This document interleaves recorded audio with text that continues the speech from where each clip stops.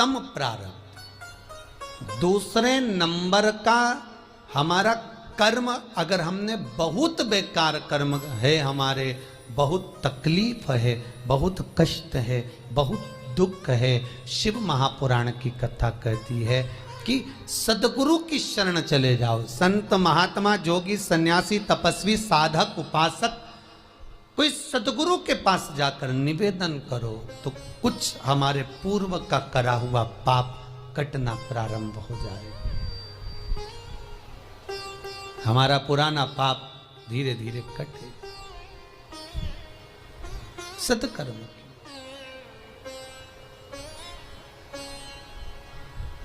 फिर एक निवेदन करूंगा, जीवन में अगर बहुत तकलीफ है, बहुत कष्ट है, आपको पहले भी कहा फिर कहते हैं, पंगात्री पड़ेगी।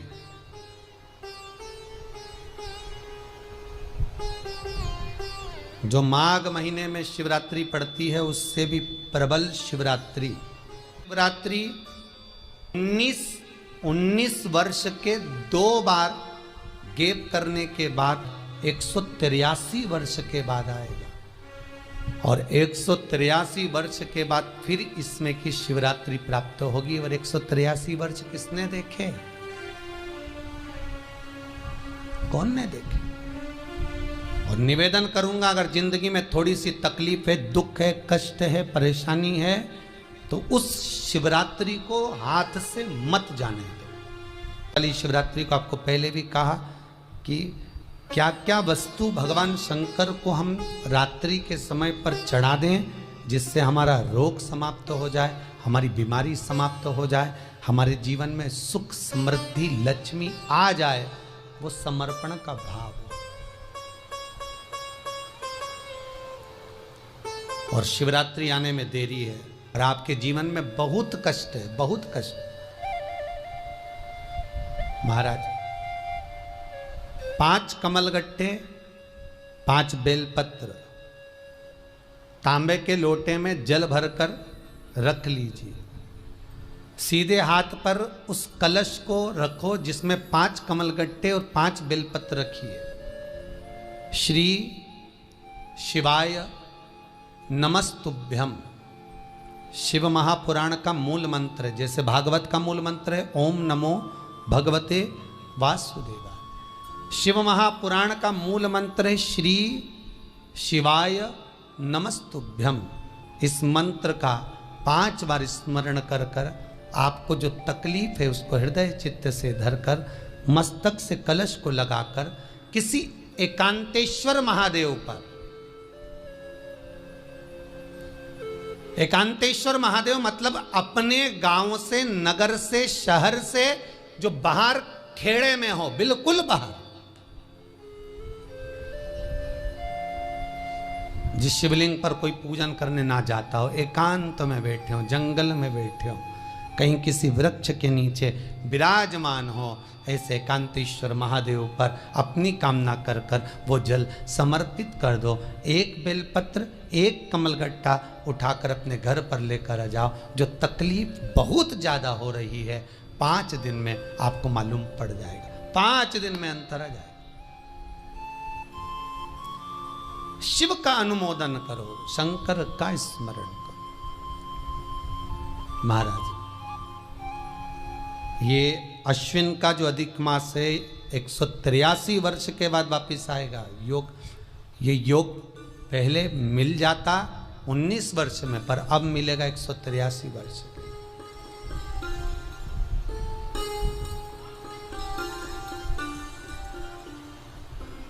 एक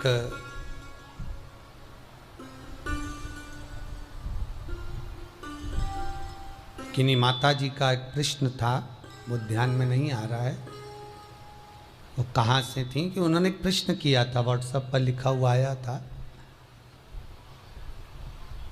कि उनके घर में कोई बहुत ज़्यादा बीमार पड़ा हुआ है और बहुत बुजुर्ग है, लगभग 90-95 साल की हैं और शरीर गल गया, शरीर में अब कीड़े पड़ रहे हैं।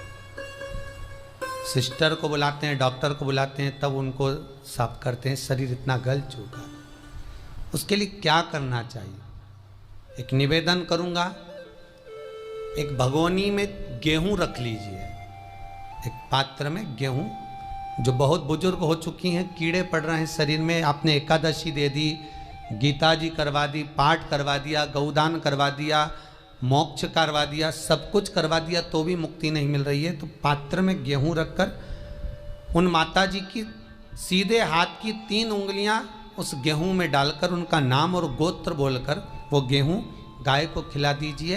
पात्र किसी गरीबड़े को, भिक्षुक को दे दीजिए।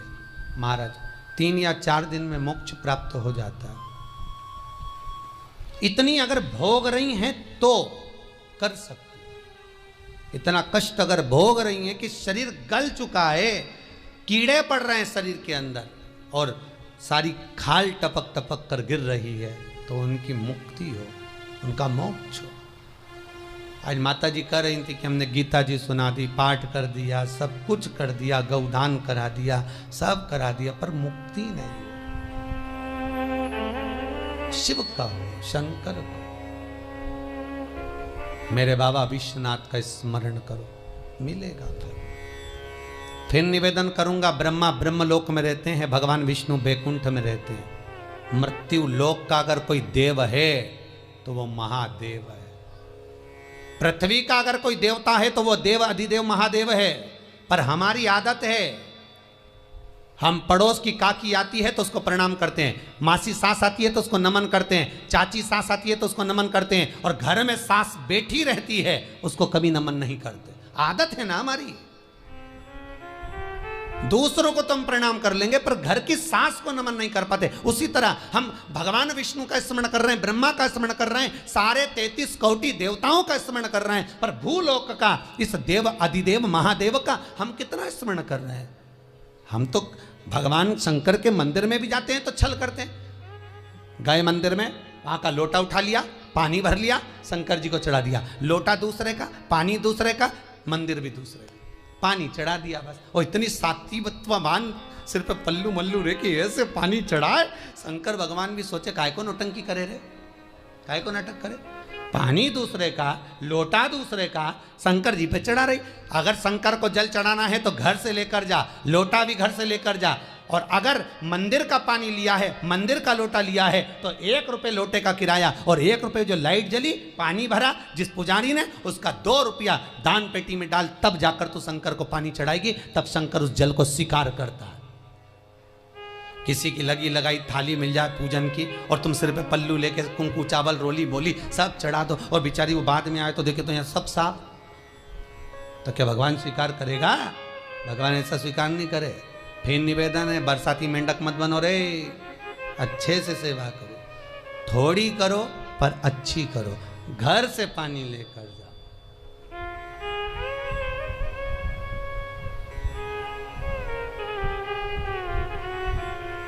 कल कोतवाली चौराहे से, हमारे सीहोर के कोतवाली चौराहे से कोई बहन जी आई थी 33 मालपुआ लेके, कहे गुरुजी संकल्प करा दो। हमने कहा पानी लाओ, तो क्या तुम्हारे यहाँ नहीं है? हमने कहा हमारे यहाँ तो कुआं है, लिया। चावल लाओ, तो क्या गुरुजी पूजन मंडप में होंगे ना चावल जरा सा। हमने कहा वापिस घर जाओ, निकलो। कितनी बार भागवत सुनी, राजा बलि के दरवाजे पर वामन भगवान खड़े हैं। राजा बलि वामन भगवान से कहता है, प्रभु आपके एक हाथ में छत्र है, दूसरे हाथ में कमंडल है। तो राजा बलि कहता है आपके कमंडल का जल दे दो, मैं संकल्प छोड़ देता हूं।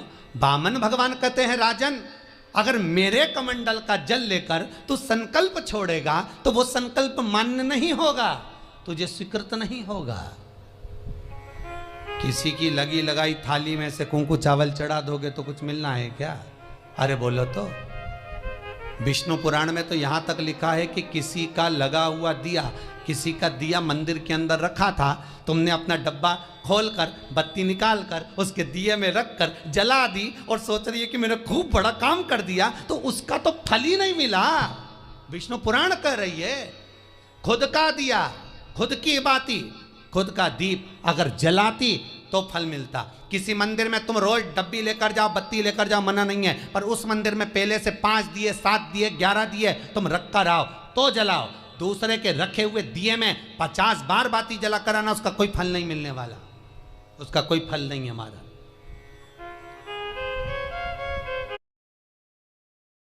खुद का जल लेकर जाओगे, खुद का लोटा लेकर जाओगे तो फल। यहां तो स्वयं भागवत कर रही है, राजा बलि के सामने वामन भगवान कहते हैं राजन तेरे कमंडल को लेकर आ, उससे संकल्प छोड़, अगर मेरे जल का संकल्प छोड़ेगा तो उसका कोई फल नहीं मिलने वाला। राजा बलि अंदर गया, जाकर भी उसने कर्म बेकार कर दिया। राजा बलि ने क्या, कमंडल लाना था खुद का, उठा लाया शुक्राचार्य जी का। शुक्राचार्य जी का कमंडल उठाकर लाया, इसलिए शुक्राचार्य जी कमंडल के अंदर जाकर बैठ गए। एक आंख लगाकर देखते रहे, जल बाहर नहीं निकलने दिया शुक्राचार्य जी ने कि मेरे कमंडल का जल कैसे निकल जाए भला।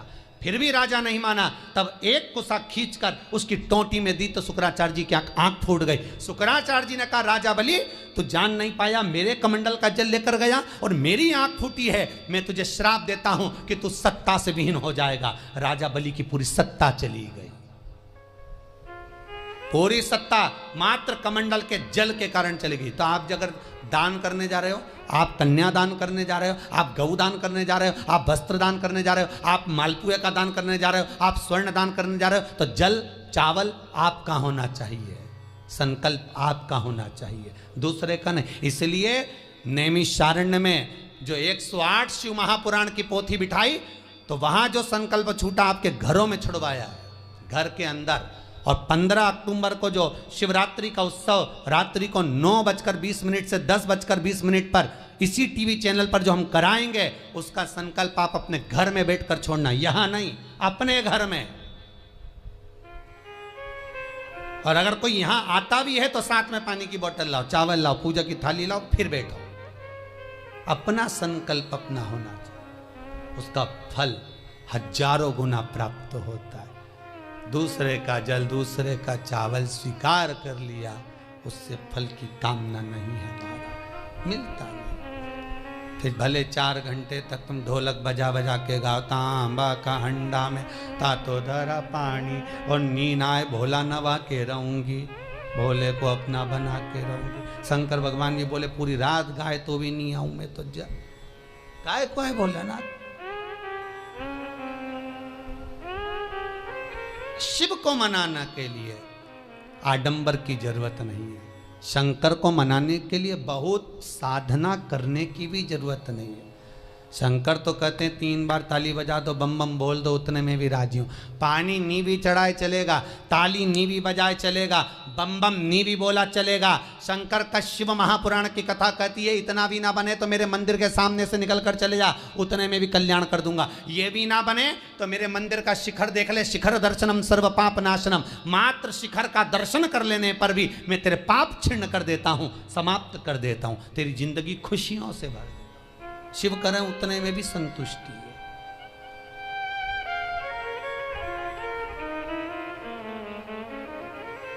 उतने में भी संतुष्टि।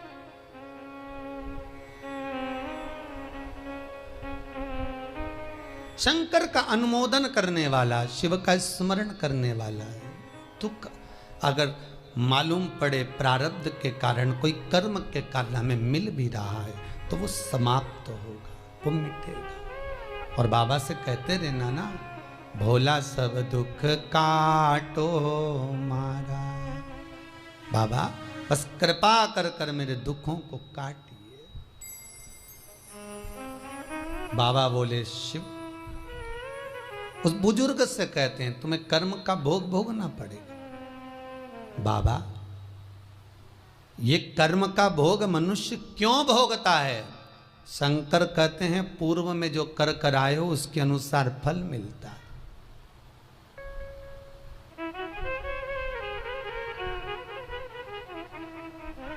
अभी 2 दिन पहले की कथा याद करो, कथा में कहा था खूब भगवान ने धन दे दिया, जिसके घर में 10-10 नौकर लगे और घर का मालिक इतना चड्डा पहनकर, टी-शर्ट पहनकर कुत्ते को छी छी करा रहा है। कथा में कहा था कि नहीं कहा था? तो किसी ने प्रश्न किया था, गुरुदेव इनके घर में 10-10 नौकर लगे, इनके घर के बच्चों को तो नौकरानियां पाल रही, दासियां पाल रही, और सेठ जी अच्छा चड्डा पहन के टी शर्ट पहन के कुत्ते को छिछी करा रहा। तो ये कहीं लिखा, अरे गरुड़ पुराण उठाकर देखो ना, ये भी कर्म का भोग है कि तेरे घर में 10 नौकर काम कर रहे हैं और कुत्ते को छीछी मॉर्निंग वॉक में तू करा रहा। तुमने भी देखा होगा रे, जितने लोग टीवी पे कथा सुन रहे हैं, सही बताओ ईमानदारी से, अपनी अपनी स्वीकृति भेजना हो व्हाट्सएप पे जरूर। देखा होगा कि नहीं देखो, सुबह सुबह लोग कुत्ता इतनी शान से घुमाए, कुत्ता इनंग जाए तो वो इनंग, कुत्ता उधर जाए तो वो उधर। हमें ये समझ में नहीं आया कि ये कुत्ते को घुमा रहा है कि कुत्ता इसे घुमा रहा है। वो इधर जाए उधर, उधर जाए उधर, उधर जाए, कहां कर। इसलिए निवेदन मत बुरे कर्म कर बंदे, वरना पछताएगा। भगवान की आंखों से तू बच नहीं पाएगा, तू बच नहीं पाएगा। कर्म का भोग भोगना पड़सी पड़ेगा, चाहे रो के भोगो चाहे हंस के भोगो। इसलिए निवेदन है, खूब बढ़िया चकाचक खाओ पियो मौज करो, जिंदगी अलमस्त जियो। कितनी भी जिंदगी में दुख आए रोना नहीं, सुखी रहना, मुस्कुराते रहो, क्योंकि आखिरी में जो फोटो टंगेगा वो तो मुस्कुराने वाला ही टंगेगा। तुम भले जिंदगी रो के निकाल, फोटो में तो तुम स्माइल देते ही मिलोगे, माला टंगी रहेगी मुस्कुराते। जित्तों के घर भी जाके देखोगे तो मुस्कुराता हुआ फोटो मिलना है, रोता हुआ किसी का नहीं मिलेगा, भले जिंदगी कितनी भी रो के निकाल। चित्त वृत्ति को लगाओ भजन में, कीर्तन में, स्मरण में। जितना समय गया जाने दो, जो बचा उसको शंकर में लगा दो, शिव में लगा दो। महाराज, कर्म का भोग भोगना है, गति प्रारब्ध की। दूसरी जो प्रारब्ध की गति है उसको कहा तीव्र प्रारब्ध। इसके भोग को अगर तुम भोग रहे हो, दुख आया है तो संत सतगुरु की शरण में जाकर कहो, दुख मिटेगा। तीसरा है तीव्रतम प्रारब्ध। इस प्रारब्ध में अगर बहुत ज्यादा दुख आ गया तो कुछ ना करिए, एक काम करो, एकांत में बैठकर शिव का स्मरण करिए, शंकर का भजन।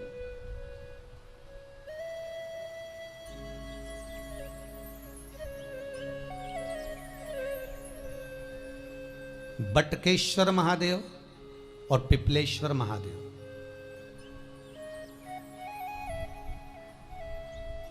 पिपलेश्वर महादेव जिस जगह पर दधीची ऋषि की धर्म पत्नी सुवार्च के सम्मुख में दधीची ऋषि के प्राण देवता ले लेते हैं, अस्थियों का कंकाल हो जाते हैं दधीची बाबा।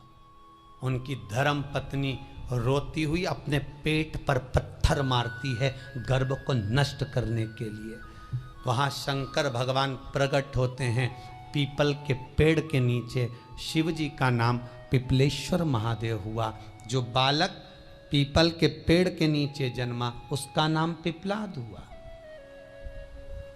दो महादेव अपनी पुस्तिका में लिख कर रख लो, एक बटकेश्वर महादेव और एक पिपलेश्वर महादेव। अदालत में कोई कार्रवाई चल रही है, अदालत में कोई केस चल रहा है, अदालत में कोई बात चल रही है, नहीं जीत मिल रही, नहीं विजय मिल रही, हार गए, पेशियां लगा लगा कर एक बार बड़ के पेड़ के नीचे बालू मिट्टी का शिवलिंग बनाकर उसकी पूजन करो। पूजन अर्चना कर कर दही 3 चम्मच नाम लेकर चढ़ाओ जिसके साथ केस चल रहा है, और 3 चम्मच दही चढ़ाकर उस दही को उठा लो और रुमाल पर उसके छापे लगा लो, सफेद रुमाल पर भगवान शंकर की पूजा अर्चना कर कर जल में विसर्जन कर दो बटकेश्वर महादेव का नाम लेकर, और उस रुमाल को घड़ी बनाकर रख लो। अगली पेशी जब हो उसको साथ लेकर जाओ, केस जल्दी निपटेगा, विजय प्राप्त होगी। मात्र 3 सोमवार करिए बटकेश्वर का स्मरण। उसी तरह पिपलेश्वर महादेव कितनी भी बड़ी जिंदगी में रोग हो, चाहे कैंसर जैसा हो, लीवर हो, किडनी हो, कितना भी बड़ा रोग हो, भगवान पिपलेश्वर महादेव का स्मरण करिए। पीपल के पेड़ के नीचे शंकर भगवान के शिवलिंग का निर्माण कर कर उसकी पूजन अर्चना करिए, उस पर शहद चढ़ाइए। पीपल का वृक्ष, आंवले का वृक्ष, शमी का वृक्ष, बेलपत्र का वृक्ष, ये औषधि पूर्ण है महाराज। डॉक्टर ने कह दिया डायलिसिस कराना जरूरी है, तो एक बार इस शिव महापुराण का उपाय जरूर करना। डायलिसिस कराने से पहले 5 छोटे छोटे पीपल के पत्ते लेना, शंकर जी का शिवलिंग का निर्माण पीपल के पेड़ के नीचे करना, मट्टी का पार्थिव शिवलिंग निर्माण कर कर उसकी पूजन कर कर बेलपत्री 5 चढ़ाकर 5 पीपल के पत्ते, 5 शमी के पत्ते शंकर पर चढ़ा देना, आरती पूजन करना। शमी का पत्ता बेलपत्र छोड़कर 5 पीपल के पत्ते उठा लेना। जिस व्यक्ति को डायलिसिस का बोला है उस व्यक्ति को 5 पत्ते पीस कर छान कर पिला देना। 3 दिन बाद फिर जाकर डॉक्टर को चेक करवाना, डॉक्टर डायलिसिस का मना कर देगा, लीवर किडनी अपना काम करना प्रारंभ कर देगा। पिपलेश्वर महादेव की पूजन, पीपल के पत्ते की औषधि जीवन का सुख दे जाती है। कोई पिपलेश्वर महादेव सहज नहीं है महाराज। कितना विचित्र वर्णन है, प्रैक्टिकल जरूर करना। सीओर वाला महाराज कहीं झूठ तो नहीं बोल रहा, और व्हाट्सएप पे लिखकर भी भेजना करा कि नहीं करा, क्योंकि शिव महापुराण की लेखनी है। वेद व्यास जी महाराज वर्णन करे, गलत नहीं कर सकते। किसी को बहुत खून निकल रहा है, बहुत एक्सीडेंट हो गया, खून पर खून निकल रहा है, उसको अगर होश है और वो होश में है तो 5 पीपल के पत्ते किसी भी वृक्ष के तोड़कर पिपलेश्वर महादेव का नाम लगकर उसको खिला दो, चबा चबा कर, उसी समय खून निकलना बंद हो जाएगा, रक्त बंद। पिपलेश्वर महादेव का मात्र स्मरण ही सुख दे जाता है, आनंद की अनुभूति करा देता है। मात्र पिपलेश्वर महादेव। बहुत बड़ा ऑपरेशन कराने जा रहे हो तो उसके 15 दिन पहले पिपलेश्वर महादेव का पूजन कर कर, अर्चना कर कर, भगवान शिव का स्मरण कर कर, पीपल के पत्ते की माला बनाकर हनुमान जी को चढ़ाकर फिर ऑपरेशन के लिए जाओ, जिससे दूसरी बार ऑपरेशन की जरूरत ना पड़े। शरीर का जिसका ऑपरेशन है वो अच्छा हो जाए। श्रेष्ठ पिपलेश्वर महादेव, भगवान शिव औघड़ दानी।